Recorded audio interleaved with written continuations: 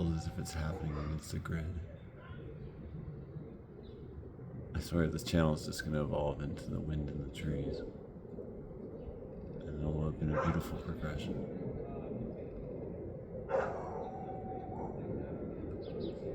From chatter about knowledge and information, and ideas and stories, and everything.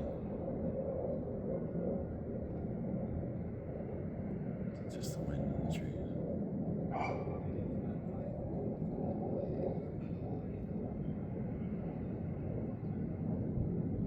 So we just looked at the single author shelves of the collection. Fitzgerald, Camus, Dillard, Willa Cather, Cormac McCarthy, Tim O'Brien, Edward Abbey, Jack Handy. Wait, there's more. Yep.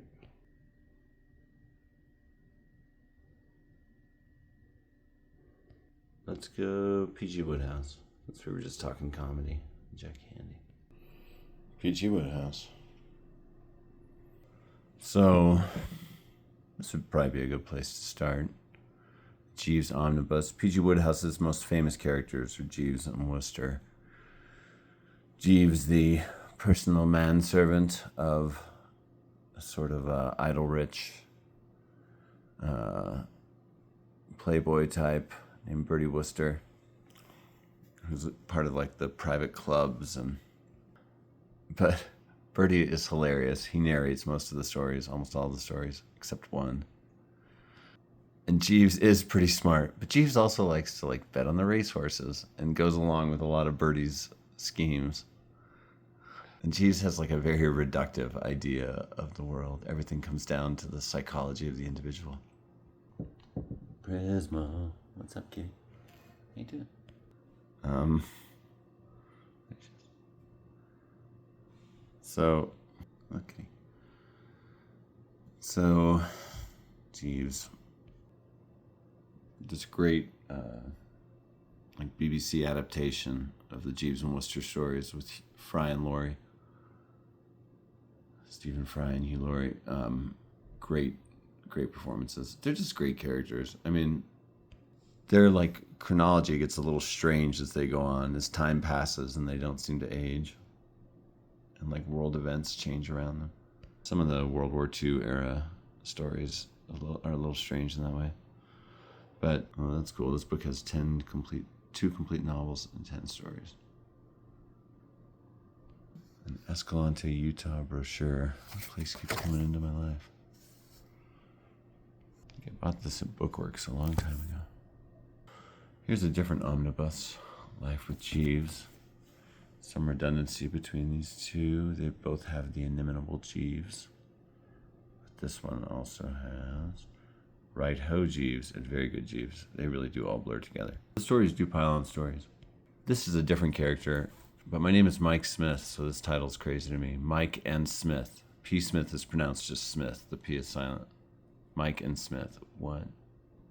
The books are writing me, man. We're all in the mouth of madness. I read this, and it was all right.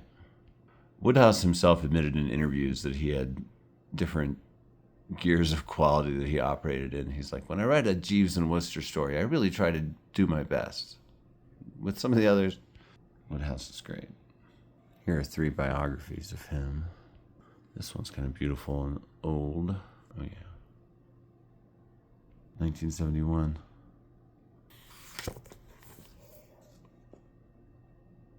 Nice. I think I read this one.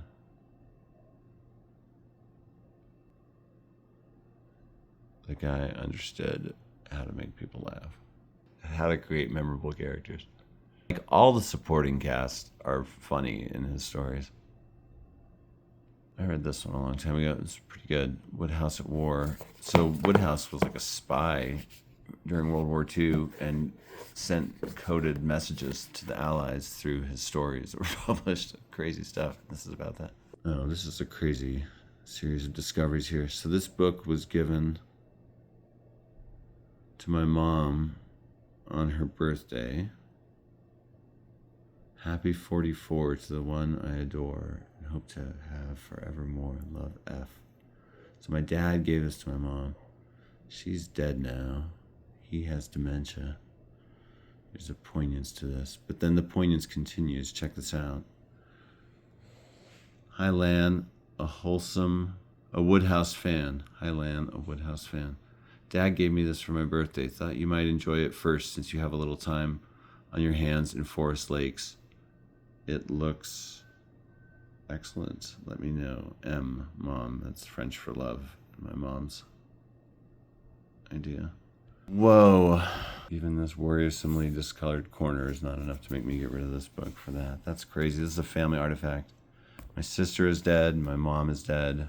My dad is not himself anymore. My mom was born in, I think, 1940. Her birthday that she got this for would have been like 1984. And the book was published in 1981, so it all tracks. Forest Lakes was my family's property in Colorado, Bayfield, Colorado, near Durango. The older kids in our family would sometimes go there to stay. My parents were the last of the American middle class and actually had a little summer cabin in Colorado that they'd built over time. My dad owned a small regional playground sales company, and my 5th grade year was spent at that property in Colorado. That's where I learned to love nature. Lived in the woods, walking along a stream. It was awesome.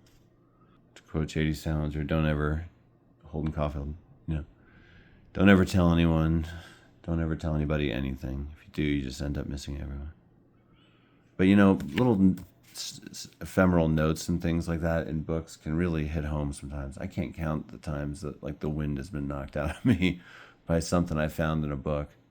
So once it was just a name of an ex, I was like, this was her book. Crazy. Yeah, it's cool. Books about the fella. This one's a little different. This is like essentially fan fiction, but it's also like a continuation and a refinement in a way of the Jeeves and Birdie characters by another author. And I think he captures the voice perfectly. I actually really enjoyed this book on that level and laughed a lot. It was a much better capturing a voice than, say, Ian Coffer for Douglas Adams. And what I didn't love was that they made Jeeves and Birdie like spies, like Wodehouse, basically. And it's kind of cool, but it kind of like has that like CIA vibe a little bit. Like, oh, my beloved characters are spooks now, Like, you don't even have to be a conspiracy theorist. You can just be a historian and be like, whoa, in 1947, the NSA told the office of the president and Truman that they were no longer going to be accountable to them and have been unaccountable to anyone ever since. That's crazy. That the infrastructure of the Manhattan Project created an infrastructure of super secrecy that was never again abandoned and created a new division in the government that had never been so major. Anyway, this is funny. And I kept it. So, Andy Fair says it's a true delight to read. Then I've got these paperbacks. Lots. Some of these, this is the character Smith, spelled P. Smith. He's like a journalist. Full Moon, I don't remember. I've read, I think, all of these. The Code of the Worcesters. Mating Season, that's a Jeeves and Worcester one. Summer Lightning, I don't remember. One time at Talking Talon's thrift store, this great thrift store up in the mountains, I found half of these. Bertie prepares to face the cruel world alone. Oh yeah, he has a falling out with Jeeves because he won't stop playing an annoying instrument. And Jeeves can't handle it. Oh. This is an interesting one. It's this guy in a bar just going off in his tall tales. No, not really tall tales, just his like rambling stories.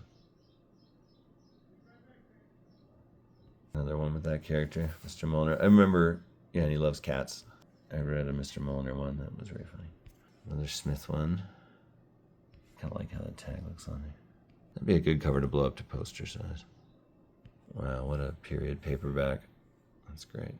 72 printing of a 36 story. Highlights some artistic similarities, really. The book is in terrible shape. All stainy. Like, what's even going on here? Does something like take a bite out of this? What? Jeeves makes an omelet. Okay, here's a really strange book in my collection. It's a misprint. It has 2 back covers on it. It's really weird. Like the text seems fine, but the covers are a strange mess. Heavy Weather. This has got to be like the worst title of any book I own. Do butlers burgle banks? I'm like embarrassed to have this title. Wait, what? Hot Water. That's a very like Sunday Comics in the 80s sort of cover. 68, 69. Galahad Landings. Hashtag rich people problems. Every one of these books. Stakes are 0. Every time. Bertie might have some inconvenience. Honestly, I felt a while ago that I was reading too much Wodehouse.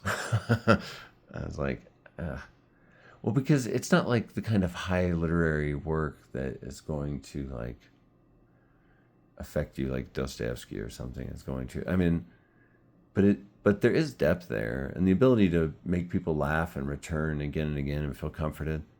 Then I was like giving myself like a sociological examination, like why do I like these stories? Do I want to be among the idle rich? Do I like agree? Do I conflate Americanness and Britishness, which I think some people do? I don't, I think, but it was very weird when the Queen died and Americans were all like, R.I.P. Her Majesty. I'm like, we had revolutions to not say that kind of nonsense. A revolution.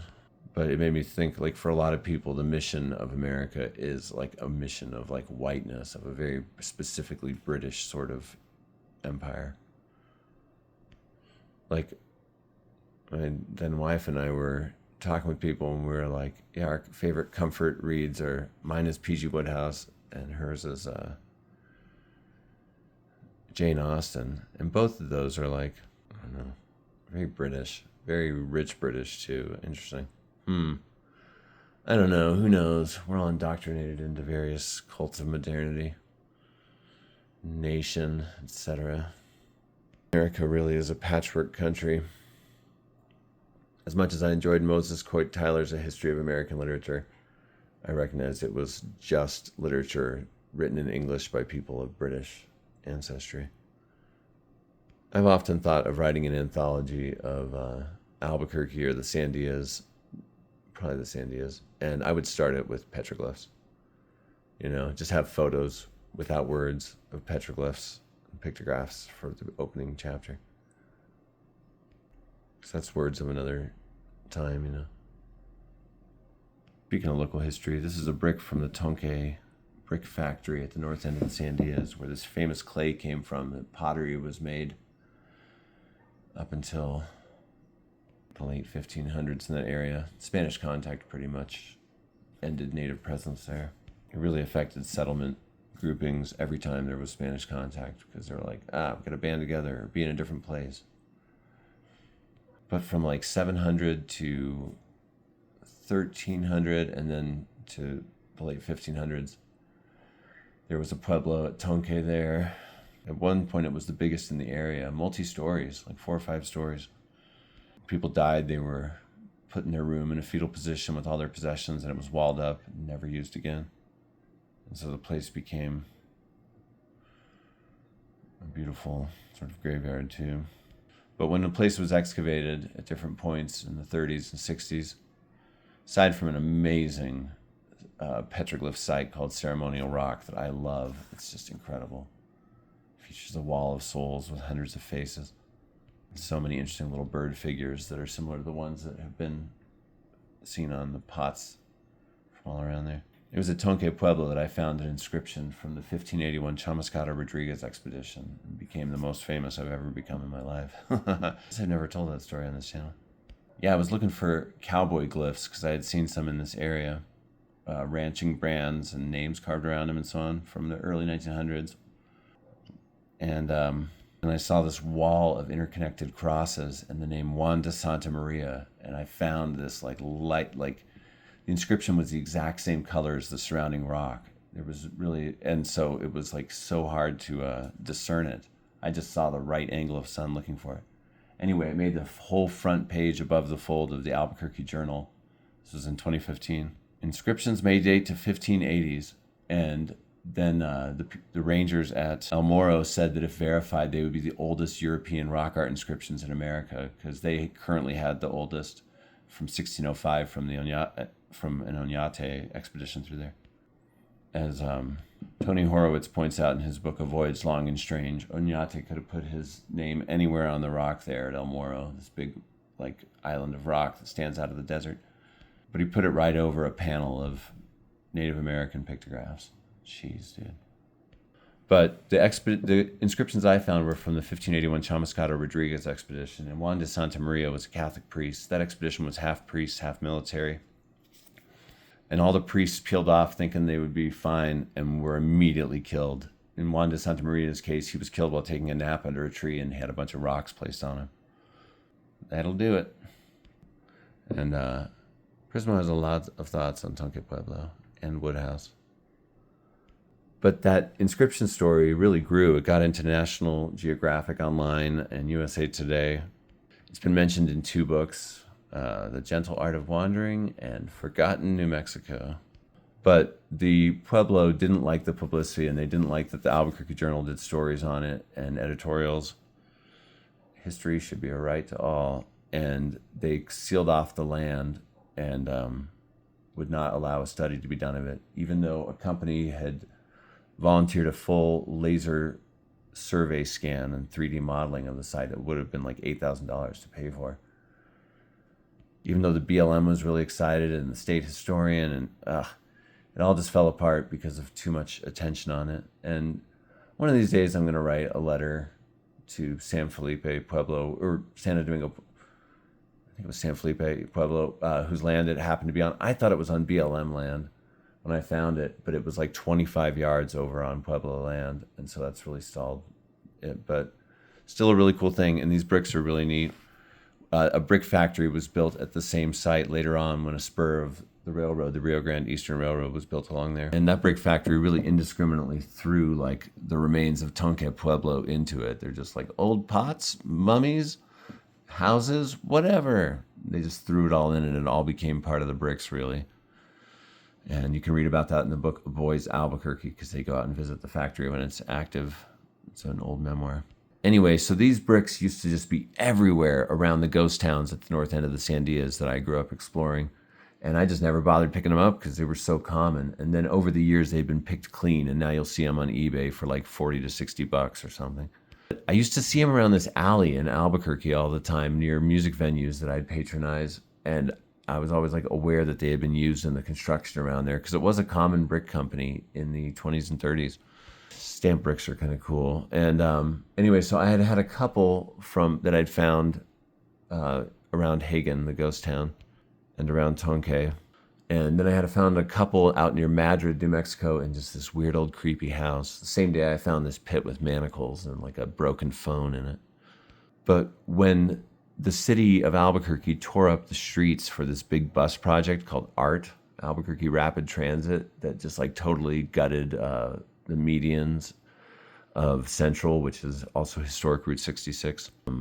I knew they were ripping up this sidewalk where I had seen Tonke bricks in it. And yep, I went over there and there were just dozens and dozens of Tonke bricks. And my kids were little and I had them load up, kids.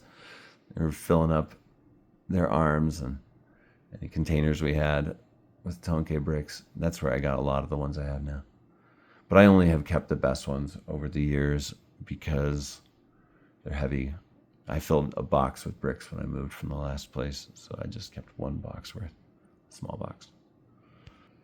Tonke, I read in one book, it's from the Spanish estanque, meaning basin, and describes the valley that it's in. However, it actually means from the a Spanish pronunciation of tunqui, people of the basket, because basket maker people lived in the area. I'm kind of a scholar of that area just because I'm obsessed in my life. I've written a lot about it all. I rediscovered the lost name origin of Hagen, New Mexico, the nearby ghost town. My son's name is Hagen, named after that ghost town. And his middle name is Coyote, after the nearby town Coyote.